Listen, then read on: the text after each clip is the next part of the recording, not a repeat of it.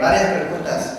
En su presentación menciona que en el tema de fiscalización a los recursos federales, que en la cuenta pública 2021 y en la 2022 hubo observaciones por el 1.1% y el 0.3% respectivamente del total de lo fiscalizado. ¿Podría ahondar un poquito más sobre el tema?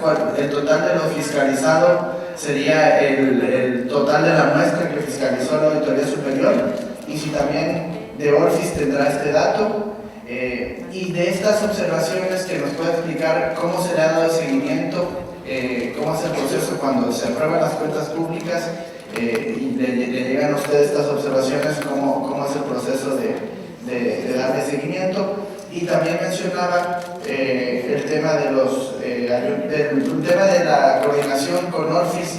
Se ha visto una disminución en el daño patrimonial. ¿Cómo se está dando esa coordinación con Orfis y si de alguna manera se puede, sé que esto es tema del Estado, pero si de alguna manera se puede tocar a los ayuntamientos, porque ellos son los que son la mayoría que cometen el daño patrimonial? Entonces, ¿de qué manera se les puede capacitar para que sigan y tengan el mismo éxito que se ha tenido en las dependencias? También otras preguntas. Para el caso del gobierno del Estado, el Plan Veracruzano de Desarrollo 2019-2024 constituye una herramienta trascendental para consolidar resultados en los rubros de su competencia con miras de garantizar el bienestar y progreso de la población. Ante la proximidad de la conclusión de esta administración y la atención a la atribución que le confiere la fracción tercera del artículo 33 de la Ley Orgánica del Poder Ejecutivo del Estado de Veracruz, de Ignacio de la Llave, Contralora, ¿cuáles han sido las acciones más significativas que se han realizado para controlar los programas de inversión de las dependencias y entidades de la administración pública, conforme a los objetivos del Plan Veracruzano de Desarrollo? También, una siguiente pregunta. En una conferencia de prensa celebrada en marzo pasado, el gobernador negó que haya 170 denuncias dentro de la Contraloría General del Estado en contra de servidores públicos del gobierno señalados de acoso y hostigamientos sexuales. Esto lo expresó al ser cuestionado sobre unas declaraciones de usted, quien había dado a conocer que del total de quejas presentadas, el 50% ya tienen avances.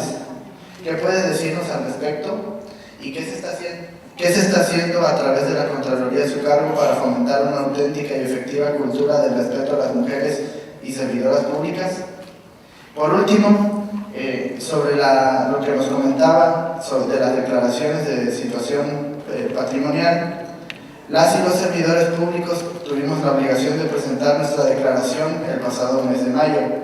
En este sentido, me gustaría que fuera tan amable de informarnos porque en la lectura que hice del resumen ejecutivo de este quinto informe, advertí que 165.485 servidores públicos estatales presentaron dicha declaración, lo que representa un 82.4% del padrón. ¿Cuántos casos de declaraciones extemporáneas se registraron?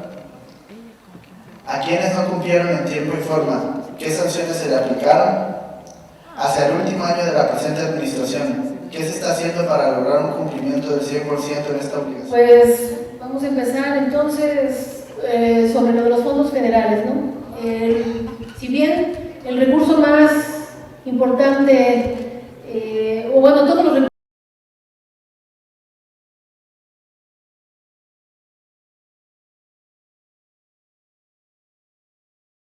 que viene etiquetado pues ahora sí que de la Federación para los estados, pues tiene ciertas condiciones más estrictas, tanto en la aplicación con los tiempos como en los convenios que se firman.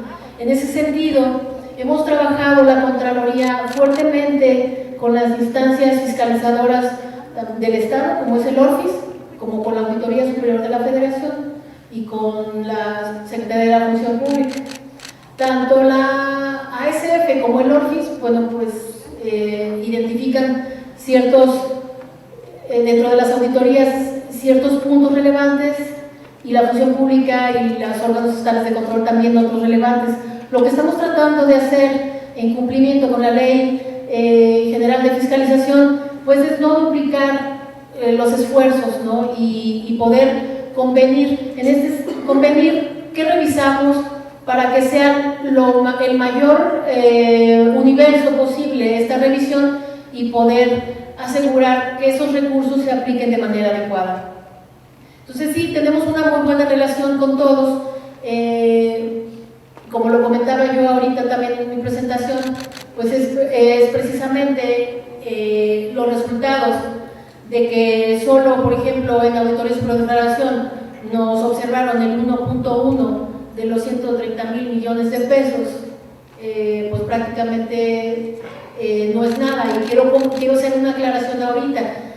Esto que está observado, este 1.1% y el 0.03% en esta cuenta 22, no quiere decir que sea un daño patrimonial, sino más bien quiere decir que para los auditores no quedó muy claro, ¿no? Y están en revisión todavía de la documentación para poder en determinado momento aclararlo. Si no fuera en ese caso, bueno, pues ya pasa a otras instancias. Pero el porcentaje que he mencionado, que es el que tenemos a la fecha, es precisamente observado. Entonces todavía no es daño patrimonial. Nos coordinamos muy bien porque también a veces los auditores los van cambiando y no sabemos si esos auditores, con la información que se les es remitida de los estados, comprenden a veces las complejidades. Pudiera ser que en determinado momento hay una observación que no se cumplió en tiempo y forma, un contrato, pero a lo mejor ellos no saben de que se paró una obra porque tomaron la carretera o porque ciertos grupos pudieran estar interviniendo algunos temas. Entonces, ese tipo de información no la conocen. Constantemente se están acercando a los entes fiscalizadores a poder tener más información para comprender el por qué quedan esas observaciones. En el otro tema de los planes veracruzanos de desarrollo, alineado también al Plan Nacional de Desarrollo, como todos los estados, pues a nosotros nos corresponde, en conjunto con la CEFIPLAN, también por la transversalidad de la honestidad, de estos ejes transversales de honestidad y austeridad.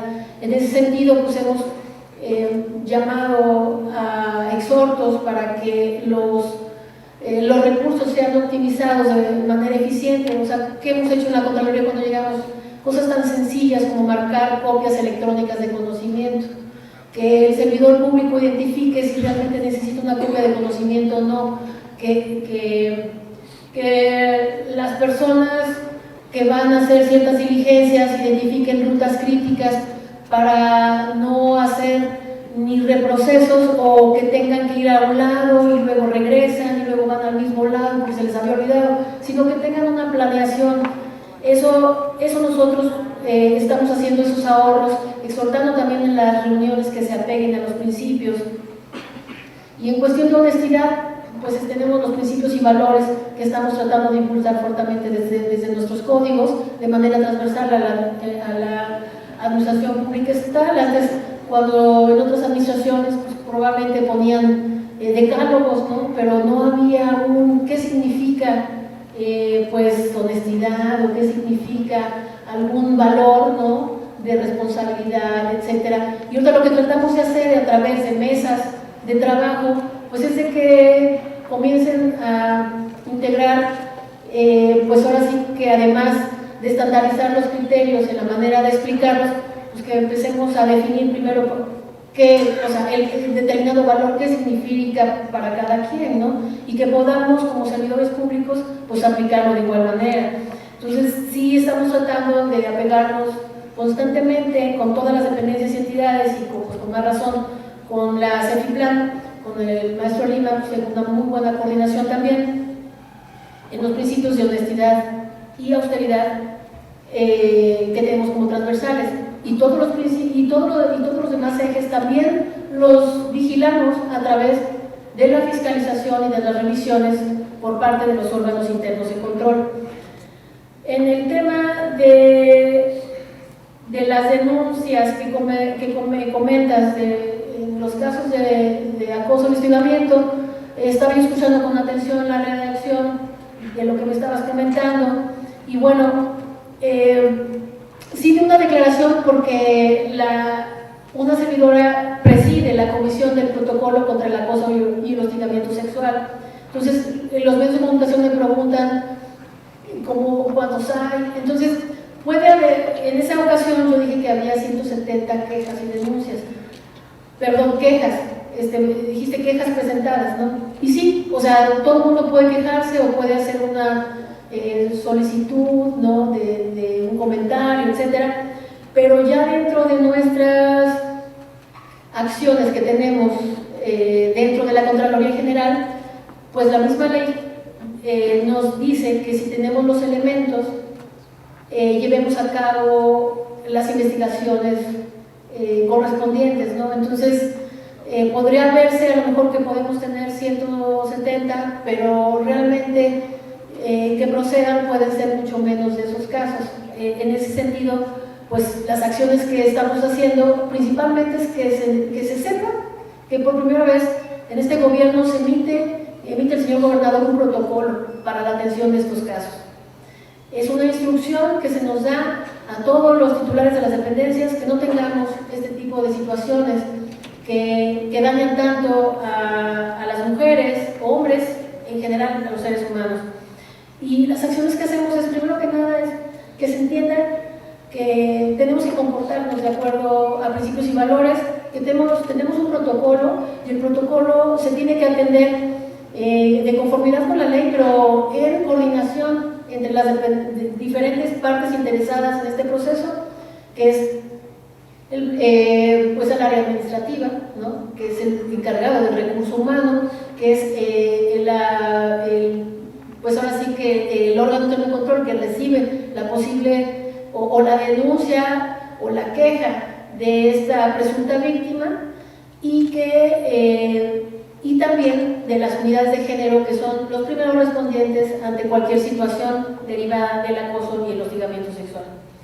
Y en cuanto hace a la pregunta de declaraciones patrimoniales e intereses, pues sí, o sea, se ha trabajado muy fuertemente en la difusión precisamente de presentar las declaraciones es en un ejercicio de rendición de cuentas en donde debemos decir nuestro patrimonio y también se debe de salvaguardar pues la información reservada, más bien la información personal de cada servidor público, para que pueda ser pues además de resguardada, bueno, que se tiene que transparentar pues, lo que se tenga que saber.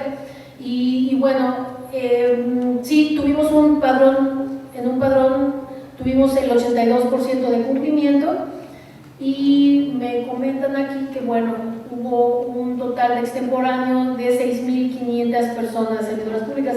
¿Qué quiere decir esto? O sea, más que un número, quiere decir que el servidor público, además de que está cumpliendo con su responsabilidad, porque es una responsabilidad no de nosotros, sino del propio servidor público, que está interesado también en sumarse en este combate a la corrupción, está consciente de que debe de llevarse a cabo, y los extemporáneos que tienen todavía la voluntad, si no sabían y nosotros les avisamos, de presentarla, porque pudieran no presentarla, ¿no? Y bueno, pues a lo mejor llegar a las consecuencias y los jaloneos de procedimientos, etcétera. Entonces, sí tratamos de exhortar, y si hay alguien en alguna negligencia que no la quiera presentar y que pudiera tener un perfil que pudiera ser interesante para ver una evolución patrimonial derivada de las presentaciones de las declaraciones patrimoniales, bueno, se tendrá que hacer la investigación correspondiente.